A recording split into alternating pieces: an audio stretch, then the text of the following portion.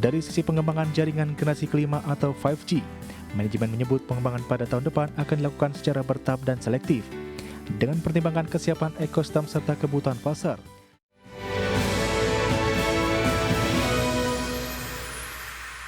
Ya, PT Excel Smart Telecom Sejahtera Tbk mengungkapkan arah bisnis perusahaan pada tahun 2026 mendatang. Ya, perseroan akan melanjutkan akselerasi bisnis pasca merger dengan fokus pada pertumbuhan yang berkualitas dan berkelanjutan. PT Excel Smart Telecom Sejahtera Tbk mengungkapkan arah bisnis perusahaan pada tahun depan. Perseroan akan melanjutkan akselerasi bisnis pasca merger dengan fokus pada pertumbuhan yang berkualitas dan berkelanjutan. Head of External Communication Excel Smart Henry Wijayanto mengatakan, integrasi yang telah dilakukan terbukti memperkuat sinergi operasional dan jaringan. Hal tersebut berdampak pada peningkatan kualitas serta keandalan jaringan Excel Smart yang kini semakin baik dan stabil.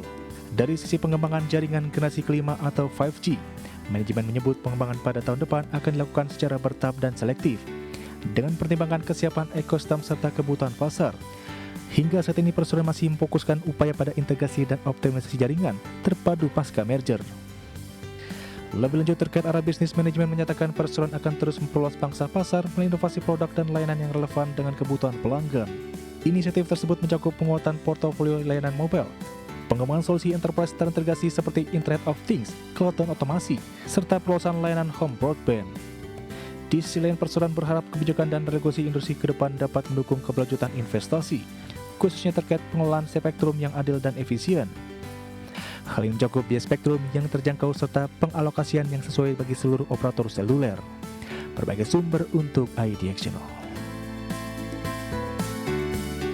Presiden Prabowo Subianto meminta penyelamatan uang negara dari penertiban kawasan hutan terus dimaksimalkan. Di mana penyelamatan uang negara merupakan bagian dari upaya pemerintah memperkuat penegakan hukum serta pengamanan kekayaan negara, khususnya di sektor kehutanan dan sumber daya alam.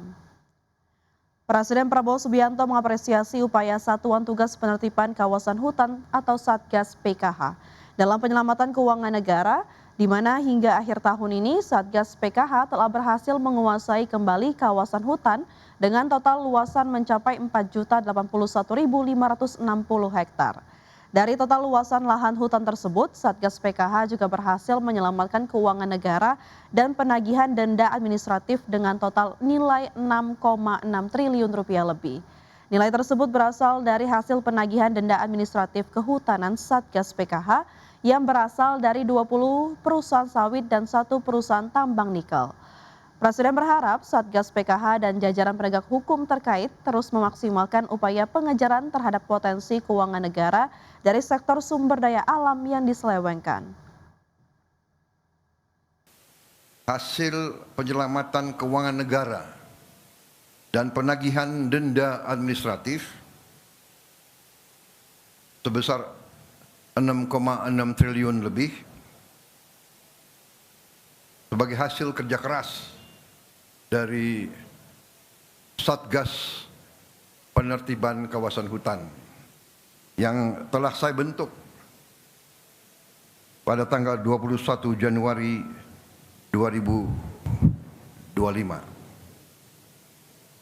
dengan Peraturan Presiden Nomor 5. Saya sudah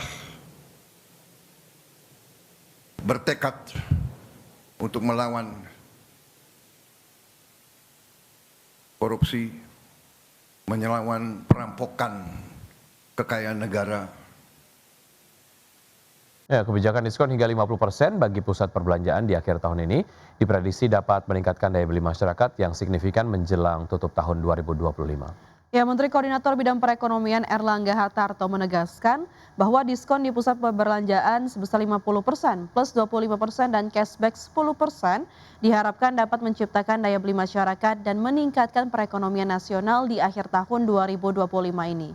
Dalam kunjungan di pusat perbelanjaan di Bilangan, Jakarta Selatan, Erlangga menyatakan kebijakan stimulus diskon belanja yang diberikan pemerintah ini akan berlangsung hingga awal Januari 2026, ditargetkan meraih nilai transaksi belanja masyarakat sebesar 110 triliun rupiah, di mana target nilai tersebut akan didapati dari berbagai program yang diselenggarakan para pelaku usaha, mulai dari Harbolnas, belanja di Indonesia saja hingga program Every Purchase is Cheap.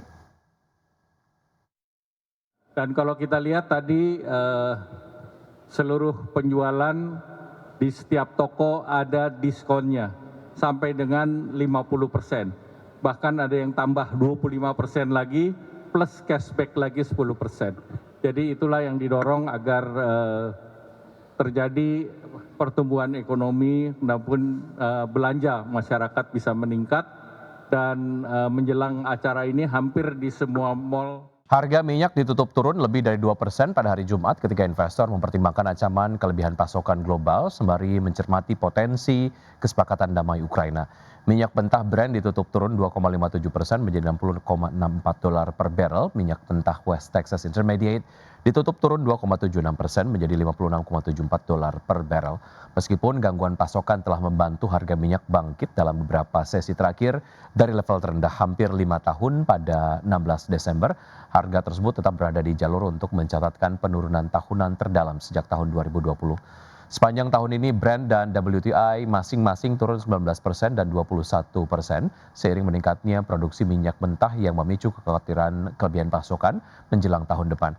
Adapun pasokan minyak global tahun depan diperkirakan akan melampaui permintaan sebesar 3,84 juta barrel per hari menurut data dari laporan Badan Energi Nasional IEA. PT Indomobil Multijasa Tbk atau IMJS memberikan suntikan modal tambahan kepada anak usaha yakni PT CSM Korporatama sebesar 499,28 miliar rupiah. Ya, melansir keterbukaan informasi, dana tersebut berasal dari hasil penawaran umum terbatas 4 dengan memberikan HMETD. Setelah transaksi afiliasi, saham IMJS pada CSM bertambah dari 18,33 juta menjadi 23,33 juta. Penambahan modal ini tidak mengubah persentase kepemilikan perseroan di anak usaha, sebesar 99,99% dari total modal ditempatkan dan disetor. Sisanya sebanyak 1,7 juta saham atau 0,01% dimiliki oleh PT IMG Sejahtera Langgeng. Sebagai catatan, CSM merupakan anak usaha Indomobil yang bergerak dalam bisnis penyediaan jasa layanan transportasi untuk pelanggan korporasi maupun individual. Segmen ini diketahui memberikan kontribusi yang besar pada bisnis usaha perseroan. Selanjutnya pemirsa, ada informasi dari PT Raharja Energi Cepu Tbk atau Ratu melalui anak usahanya PT Raharja Energi Madura mengumumkan rencana akuisisi saham perusahaan hulu migas asal British Virgin Islands bernama SMS Development Limited. Ya, perusahaan ini telah menandatangani perjanjian jual beli saham dengan SMS Offshore Overseas Limited selaku penjual pada 25 Desember 2025. SMS Development Limited diketahui memiliki 20% saham di Husky Sinuk Madura Limited atau HCML yang menjadi kontraktor hulu migas di wilayah kerja Selat Madura berdasarkan perjanjian PSC dan SKK Migas. Langkah ini menjadi bagian strategi jangka panjang Ratu untuk memperkuat portofolio usaha di sektor hulu minyak dan gas. Penyelesaian transaksi masih menunggu sejumlah syarat pendahuluan termasuk persetujuan RUPSLB Ratu. Manajemen menyatakan belum ada dampak material terhadap operasional dan keuangan perusahaan hingga saat ini. Ratu akan menyampaikan informasi lanjutan apabila terdapat perkembangan material atas transaksi tersebut.